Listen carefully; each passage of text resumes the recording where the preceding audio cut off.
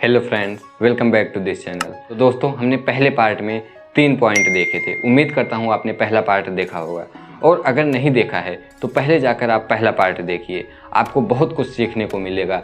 आप जब पहला पार्ट देख लेंगे उसके बाद ये दूसरा पार्ट कंटिन्यू कीजिए, और अगर आपने पहला पार्ट देख रखा है तो फिर ये पार्ट कंटिन्यू कीजिए। तो दोस्तों, मैंने 3 पॉइंट पहले पार्ट में डिस्कस कर लिया था। तो अब हमारा चौथा पॉइंट क्या है? Sit in a good posture while studying. यानी कि जब भी आप पढ़ने बैठो तो एक अच्छे शेप में, एक अच्छे पोस्चर में बैठो। दोस्तों, कभी भी पढ़ाई करो, ये तो आपकी आदत होनी चाहिए कि अपना पोस्चर सही रखो। जब भी आप पढ़ाई करो अपना पोस्चर सही रखो। ये नहीं कि जैसे मन वैसे बैठ गए, जब मन किया तब लेट गए, जब मन किया तब बैठ गए। जब भी आप पढ़ाई कीजिए तो कोशिश कीजिए मैक्सिमम टाइम पर आप सीधे बैठकर पढ़ने की कोशिश कीजिए। इससे सिर्फ और सिर्फ आपकी पढ़ाई पर ही नहीं, आपके हेल्थ पर, आपके फिटनेस पर भी पॉजिटिव इफेक्ट पड़ेगा। दोस्तों, आपको लग रहा होगा कि ये कोई इम्पॉर्टेंट पॉइंट नहीं है, लेकिन ये अभी के लिए आपको इम्पॉर्टेंट नहीं लग रहा होगा, लेकिन ये फ्यूचर के लिए बहुत ही ज़्यादा इम्पॉर्टेंट है। आप पढ़ाई करो, अपना पॉस्चर सही रख कर ही बैठ कर पढ़ाई करो। तो अब हमारा point number 5, complete every chapter.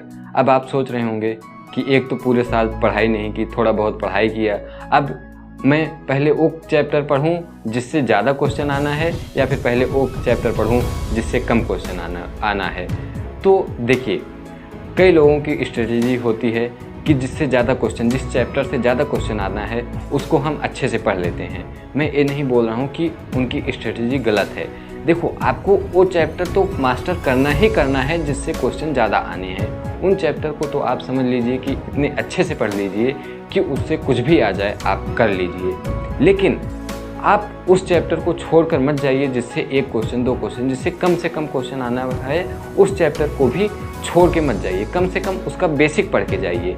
आप अगर बेसिक पढ़ के जाएंगे, हो सकता है उससे जो क्वेश्चन आए वो इजी क्वेश्चन आए।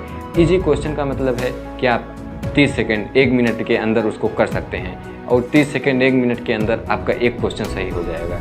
तो आप कोशिश कीजिए कि हर चैप्टर का कुछ ना कुछ आप थोड़ा ही सही, लेकिन बेसिक कवर करके जाइए। हाँ, जिससे ज़्यादा क्वेश्चन आना है उसको आप अच्छे से कवर करके जाइए, लेकिन जिससे कम क्वेश्चन आना है, जिससे 1 क्वेश्चन 2 क्वेश्चन ही आना है, उसको एकदम से मत छोड़िए। उसका भी बेसिक आपको पता रहना बहुत ज़रूरी है। तो कोशिश कीजिए आप सारे चैप्टर कंप्लीट कीजिए। अगर आप सारे चैप्टर नहीं कंप्लीट कर सकते तो कम से कम बेसिक तो कवर करके ही जाइए। अब point number 6, PYQs plus revision, यानी कि previous year questions plus revision. तो दोस्तों, ये दोनों ही पॉइंट बहुत ही ज़्यादा इम्पॉर्टेंट है। देखिए, PYQs लगाने से आपको ये पता चलेगा कि आपके एग्ज़ाम में क्वेश्चन कैसे आने वाले हैं। देखिए, PYQs तो आपको किसी भी कीमत पर लगाना ही है, उसको छोड़कर तो जाना ही नहीं है।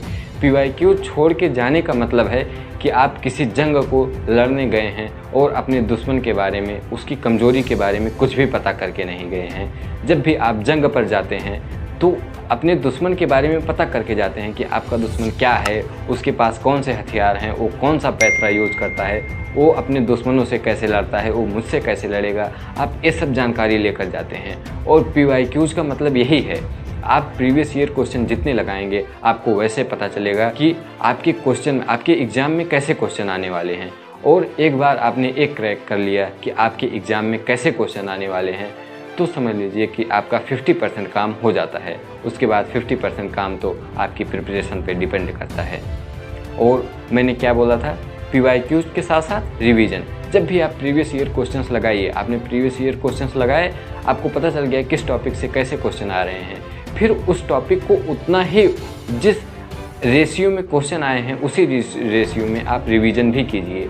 रिवीजन एक बहुत ही इम्पॉर्टेंट पॉइंट है आपके एग्ज़ाम के लिए। आप कोई सा भी एग्ज़ाम दें, आप बोर्ड का एग्ज़ाम दें, आप कोई भी कम्पिटिटिव एग्ज़ाम दें, कितना भी बड़े से बड़ा, कितना भी छोटे से छोटा एग्ज़ाम देंगे, अगर आपने रिवीजन अच्छे से किया है, जितनी बार आपने रिवीजन किया है, आप उतने ही बेहतर आप एग्ज़ाम में अपना दे पाएंगे। आप एग्ज़ाम में उतना ही अपना 100% दे पाएंगे जितनी बार रिवीजन करेंगे। देखिए, एक बार पढ़ने से तो कुछ नहीं होने वाला, आपको रिवीजन तो करना ही पड़ेगा। तो ये बात याद रखिए। हाँ, अगर आप हर पॉइंट नहीं पढ़ सकते कोई बात नहीं, लेकिन जो भी पॉइंट पढ़िए उसको कोशिश कीजिए कि कम से कम 2 बार 3 बार एग्ज़ाम के टाइम पे 2 बार 3 बार रिवीजन करके रखिए। अगर आप कॉम्पिटिटिव एग्ज़ाम की तैयारी करते हैं, अगर आपने पूरे साल अच्छे से तैयारी किया है तो आपने शॉर्ट नोट्स बनाया ही होगा। तो शॉर्ट नोट्स का बनाने का फ़ायदा ही यही है कि आप एग्ज़ाम टाइम पे उसको जितनी बार हो सके उतनी बार रिवाइज कर सकें। तो अगर आपके पास शॉर्ट नोट्स है तब तो बहुत ही बेहतर है, आप उसको रिवाइज कीजिए और आपका जो भी एग्ज़ाम है, जो भी कॉम्पिटिटिव एग्ज़ाम है उसको अच्छे से दीजिए। और सबसे लास्ट और बोनस पॉइंट कि डू नॉट पैनिक, कभी भी पैनिक मत करो। आप एग्ज़ाम में जा रहे हो, आपने जितना भी पढ़ा है, जो भी पढ़ा है वो सब भूल जाओ कि मैंने कितना पढ़ा है, कितना छोड़ा है, सब भूल जाओ। आप बस इतना याद रखो, अपने माइंड में बस इतना रखो कि आपको जो आता है वही सब है, उसी के अंदर क्वेश्चन आने वाला है। आपको जो आता है क्वेश्चन वहीं से आने वाला है। आपने जो नहीं पढ़ा है वहाँ से क्वेश्चन नहीं आएगा। आप इतना याद करके जाइए। और जब भी आप एग्ज़ाम दे रहे हैं, आपको पहला क्वेश्चन नहीं आया, दूसरा क्वेश्चन नहीं आया, तीसरा नहीं आया, कोई बात नहीं, आप उनको छोड़ के आगे बढ़िए। देखिए, अगर आप कॉम्पिटिटिव एग्ज़ाम दे रहे हैं तो उसमें आप कौन सा क्वेश्चन करते हैं उससे कहीं ज़्यादा इम्पॉर्टेंट होता है कि आप कौन सा क्वेश्चन छोड़ते हैं। तो याद रखिए, आपने जो क्वेश्चन छोड़ दिया है ये मत सोचिए कि मैंने इतना क्वेश्चन छोड़ दिया है। आप ये सोचिए कि अगर मैंने छोड़ा है तो 99% लोग और भी छोड़े होंगे।